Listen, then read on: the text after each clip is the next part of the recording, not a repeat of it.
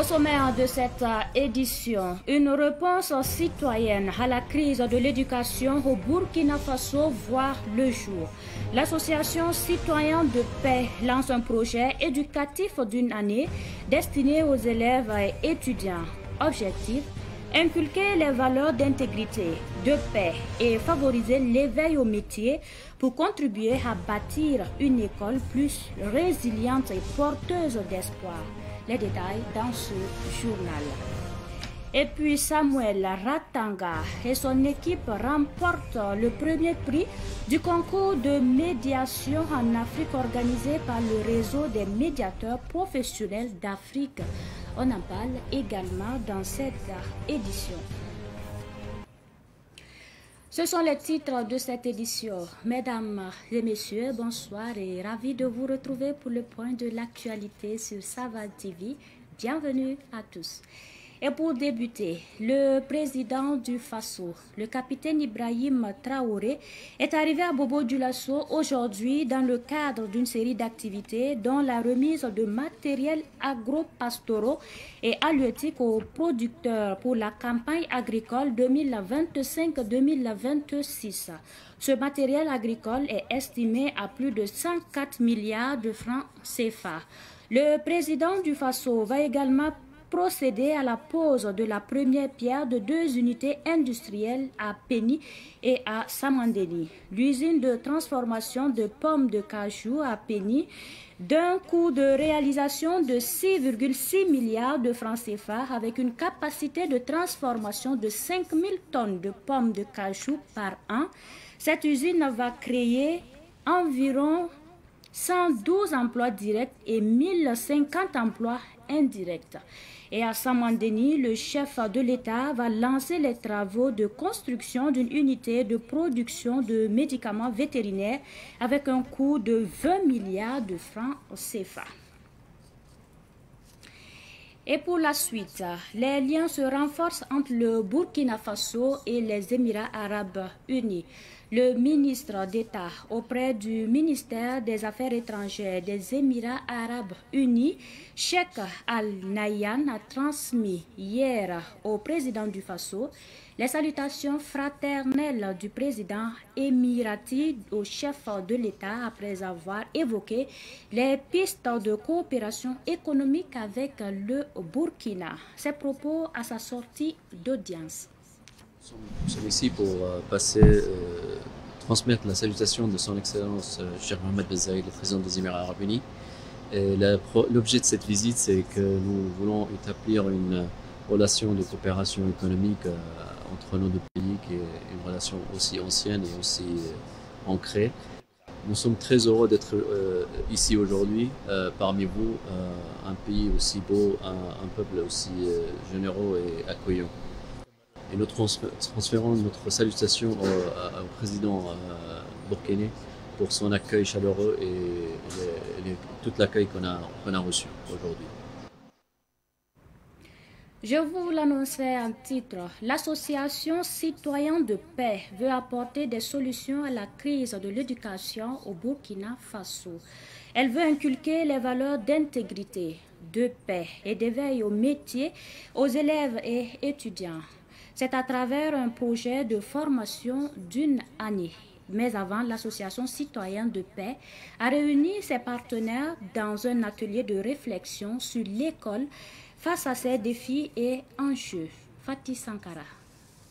En initiant cet atelier de réflexion sur les enjeux et les défis de l'école, l'Association citoyenne de paix veut proposer des solutions endogènes à la crise de l'éducation. L'Association citoyenne de paix, à travers une série de formations, entend restaurer les valeurs d'intégrité, de paix, de respect des aînés et d'éveil au métier dans l'éducation. C'est un projet qui va permettre à nos enfants du primaire, du post-primaire, du secondaire, de l'université et aussi des groupes spécifiques d'aller à l'école des valeurs, d'aller à l'école de l'éveil au métier. Et cette école, il y a des animateurs qui vont nous permettre justement d'atteindre notre objectif. Et ces animateurs, ce sont les volontaires pour le développement de l'école en abrégé VDE. Donc les VDE, à l'instar des VDP qui vont au combat pour libérer la meilleure patrie, eux, ils vont à l'école pour la restauration des valeurs, pour l'éveil au métier. L'Association citoyenne de paix bénéficie du soutien de l'ancien député Thomas Traoré et de l'Association nationale des retraités du Burkina dans son projet de formation dans les écoles. Les retraités constituent des personnes ressources qui peuvent à l'école de la paix enseigner un certain nombre de valeurs. Quelles sont ces valeurs? Le respect des aînés, l'intégrité, le respect de la patrie. Voilà un certain nombre de valeurs que les personnes ressources ont en eux et qui peuvent partager avec la jeune génération. C'est ainsi que nous concevons notre rôle. Qui parle d'éducation parle de tout fondement qui a trait. Alors, on dit, il n'y a pas de mauvaises paroles chez nous, mais il y a des mauvais comportements. Alors, le comportement, on fait cette lecture-là à travers l'éducation. Donc, pourquoi j'ai dit l'éducation est la base de tout fondement. Donc, je n'ai pas hésité d'être parrain pour plusieurs raisons. À travers les difficultés que nous traversons au jour d'aujourd'hui, au Burkina Faso. La phase pilote du projet de formation aux valeurs d'intégrité et d'éveil au métier sera lancée en juin au lycée Vénégré. Elle va durer une année à Ouagadougou. L'étudiant Samuel Ratanga, en Master 2 de droit, et son équipe ont remporté le premier prix du concours de médiation initié par le réseau des médiateurs professionnels d'Afrique. La restitution finale des œuvres de médiation a eu lieu en présence de Joseph Kaboré et de Cynthia Zungrana. C'est fini pour la première édition du concours national de médiation organisé par le réseau des médiateurs professionnels d'Afrique, REMPA, en collaboration avec le cabinet Consciensualisme Multidor, CMD. Un concours qui a mis en compétition une centaine de groupes d'étudiants. Si les uns ont exposé sur les mines, le foncier, les banques, les finances et les accords, ce sont les porteurs de ce dernier thème qui ont su et pu tirer leur épingle du jeu. Cela à la grande satisfaction de l'initiatrice, Dr Bintou Boli. Cette édition est une satisfaction, une pleine satisfaction, ce qui nous donne de l'engouement et de l'engouement aussi au sein des étudiants. Parce qu'il y a eu au moins 6 universités qui ont été représentées à travers ces groupes. Et les groupes étaient composés de 3 étudiants. Donc c'est la première édition. Dieu le voulant, nous allons toujours accompagner la jeunesse tant qu'elle souhaitait, tant qu'elle veut organiser une activité de ce genre pour les prochaines éditions.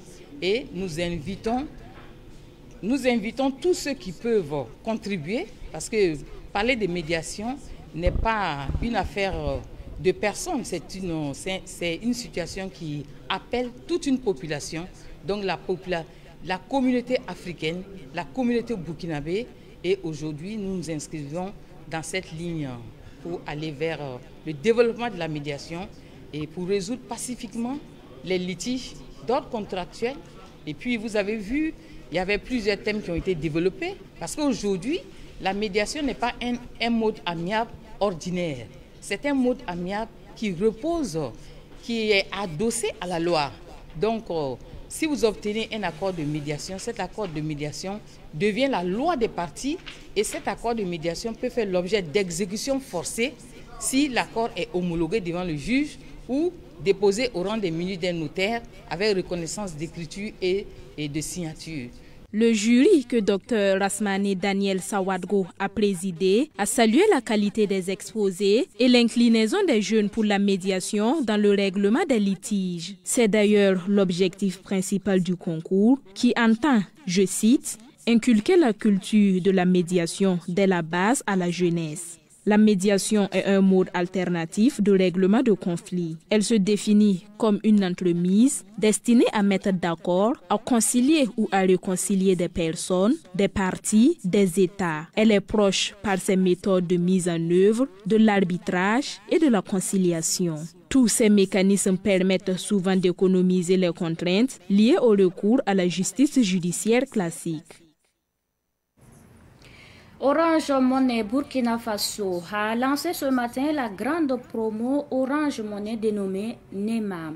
Cette grande promo récompensera les clients de Orange qui vont faire plusieurs transactions à travers leur compte Orange Money. Le lancement de la grande promo a eu lieu au siège de Orange à Ouagadougou. Les détails avec Yacouba Kiemtouré. La grande promo Orange Money dénommée NEMAM est un jeu qui vise à récompenser les clients de Orange Money Burkina.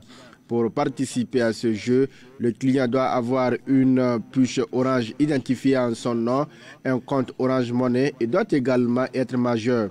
Il doit aussi s'inscrire en envoyant son prénom au 202 ou composer étoile 202 diège et faire des transactions à travers son compte Orange Money. À travers ce jeu, Orange Money entend récompenser et valoriser la fidélité des clients. L'objectif de cette promo, c'est de récompenser la fidélité de nos clients, mais aussi c'est de leur montrer qu'on est heureux de leur confiance renouvelée envers la qualité des services Orange Money. Donc tout ça pour pouvoir renforcer la relation clientèle avec nos différents clients. Pour plus de transparence, Orange Money a mis en place un jury. Ce jury doit s'assurer du bon déroulement du jeu. L'huissier de justice, dans ses attributions et ses prérogatives, il est chargé de constater. Donc c'est à travers cette mission de constatation matérielle que l'huissier est désigné par la loi pour superviser les opérations de tirage des loteries et tombola. Donc c'est pour s'assurer effectivement que les opérations de tirage seront sincères, seront fiables, il n'y aura pas de trucage, ça je peux vous assurer. La disposition, c'est que c'est un logiciel. Le tirage, il est numérique. Donc avant tout tirage, on teste le logiciel pour s'assurer, n'est-ce pas, de sa fiabilité. Le jury est composé, comme je vous l'ai dit, de moi-même qui suis en charge de la supervision et j'exerce ma mission de supervision sous le contrôle de la police des jeux, 2 agents de la police des jeux et des courses, 2 agents du trésor public et un représentant de la LONABE. Le client qui cumulera 2000 points empochera la somme de 25 000 francs, 5 000 points, 50 000 francs, 7 000 points, une moto, scooter et celui qui totalisera 10 000 points répartira avec la somme de 5 millions de francs CFA. Le jeu débuté aujourd'hui prend fin le 18 juin 2025. Ce reportage sur la grande promo de Orange Money Burkina Faso signé Yacouba Kiamtouré et Samuel Moko. Venons-en à ce dossier de cette édition, l'auto-nettoyage des oreilles, un geste qui peut parfois être plus nuisible que bénéfique. Professeur Bertin Ouedraogo, spécialiste ORL, explique les méthodes appropriées pour nettoyer cet organe sensible et il met en garde contre les dangers de l'auto-nettoyage. Reportage signé Germaine Farama. Généralement, quand on est au village que les oreilles se grattent, nous on enlève les plis des oreilles pour nettoyer ça. J'utilise coton-tige parce que c'est plus adapté. C'est soit les brindilles ou soit les plumes qu'on prend pour au moins essayer de soulager. Moi, quand mon oreille me démange là, moi sur le doigt je mets automatiquement, je ne pense pas à autre chose. Automatiquement le doigt, si je vois le doigt n'arrive pas à soulager, mon porte-clic est là. Avec mes clics je mets aussi, je me soulage avec ça et puis c'est tout. Moi je préfère avec la main. Si tu fais avec le coton-tige, après ça fait mal.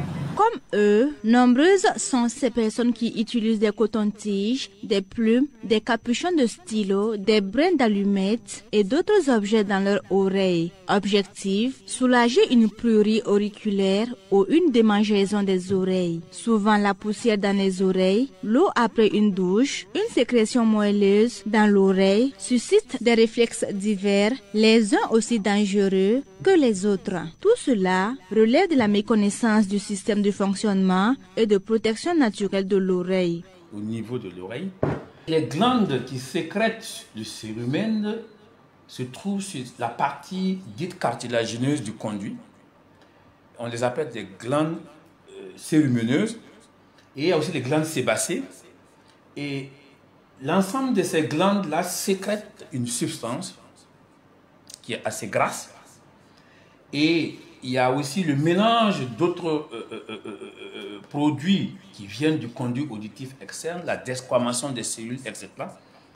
Et c'est tout cet ensemble-là qui constitue le cérumen et qui, de manière physiologique, est évacué vers l'extérieur, donc de dedans vers l'extérieur, de manière physiologique sans une intervention humaine.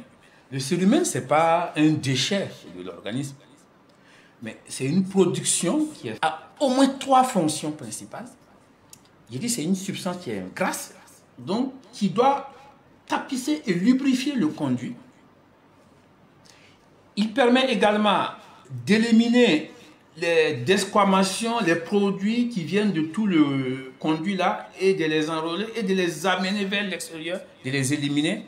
Et la 3e grande fonction, c'est qu'il protège le conduit parce qu'il a un rôle antibactérien, il protège contre les champignons et du fait de son pH, et il a vraiment un rôle de protecteur de l'oreille. Le cérumen n'est donc pas une saleté dans l'oreille, mais une substance qui protège le conduit auditif et aide à l'élimination des microbes et poussières. Pour comprendre le fonctionnement de l'oreille humaine, le professeur titulaire d'ORL et de chirurgie cervico-faciale, Bertin Ouedraogo, explique qu'une oreille humaine est composée de l'oreille externe constituée de pavillons et du conduit auditif, de l'oreille moyenne qui contient la membrane tympanique et les ocellets, et de l'oreille interne qui est en connexion étroite avec le système nerveux. Et cette sensation de gêne dans l'oreille concerne l'oreille externe où est éliminé le cérumen. Mais il n'est pas question de se nettoyer les oreilles.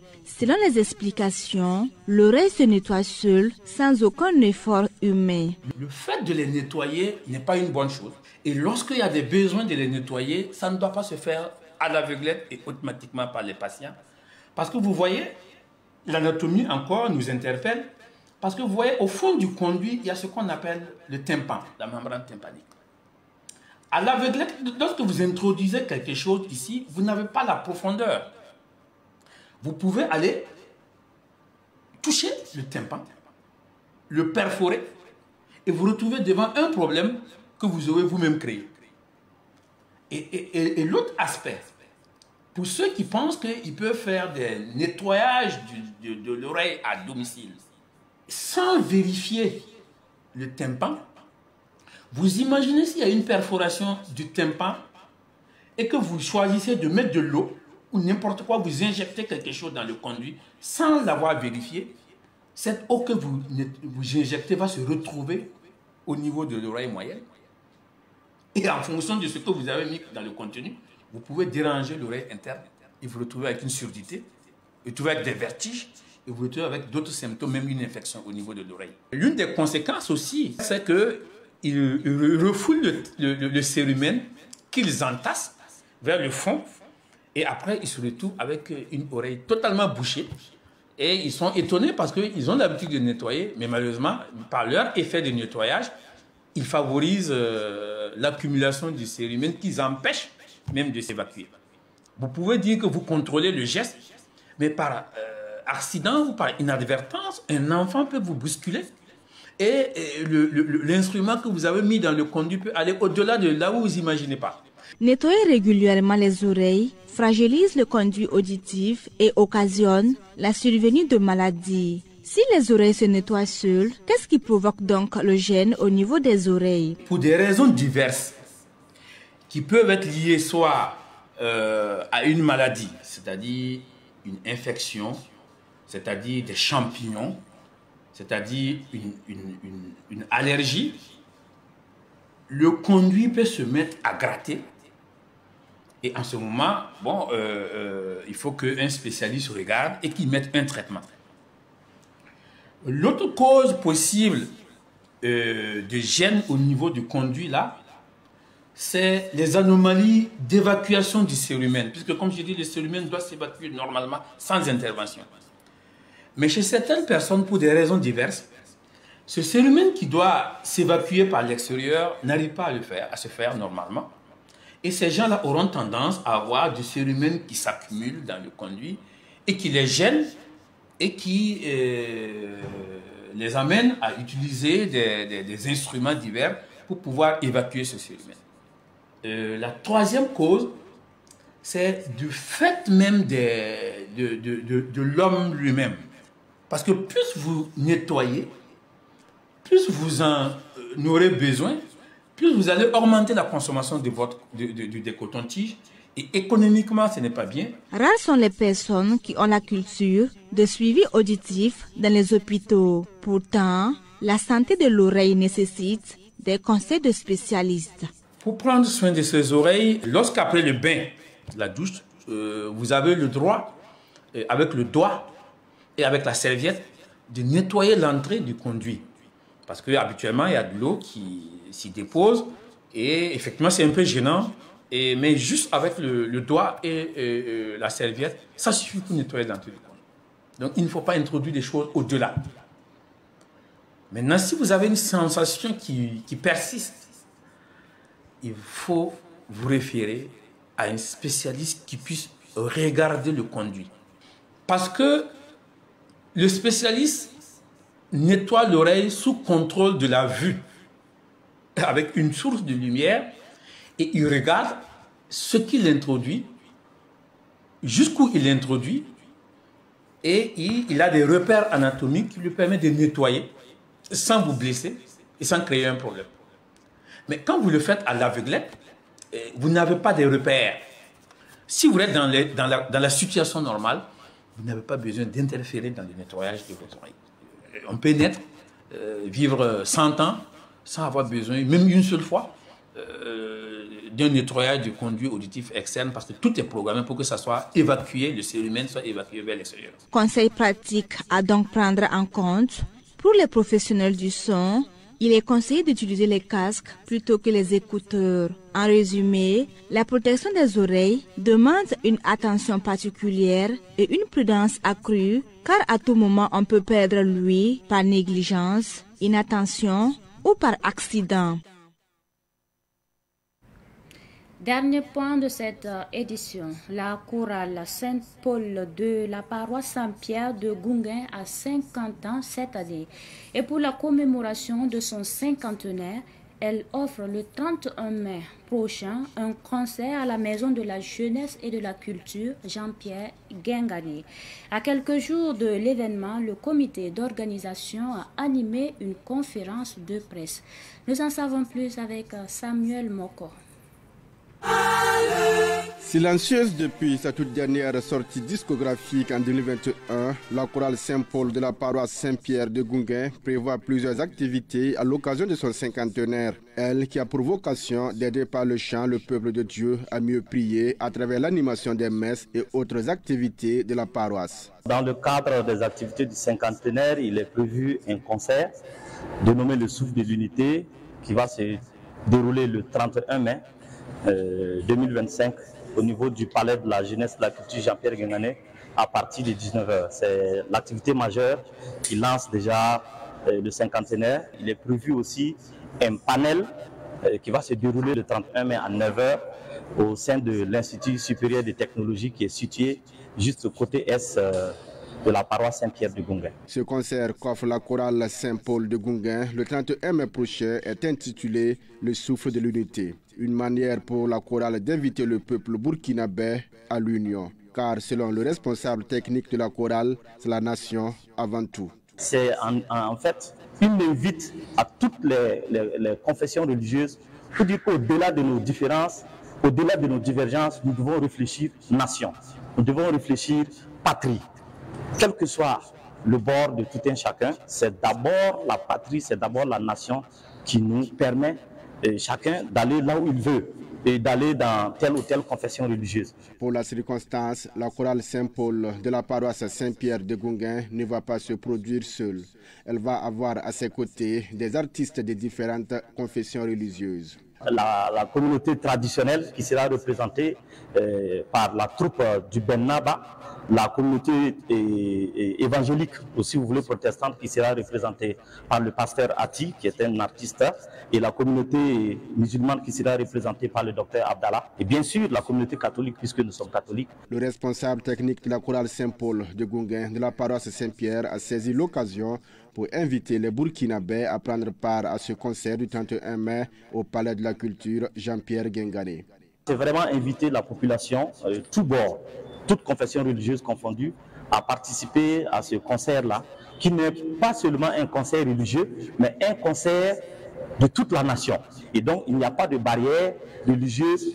Et c'est un concert qui est ouvert à toute personne, à tout Burkinabé, qui, en tout cas, animé d'une bonne volonté, animé de l'esprit de paix, de tolérance, de cohésion et de vivre ensemble. Ce concert du 31 va se dérouler sous la présidence de Monseigneur Prosper Pontiebo, archevêque métropolitain de Ouagadougou.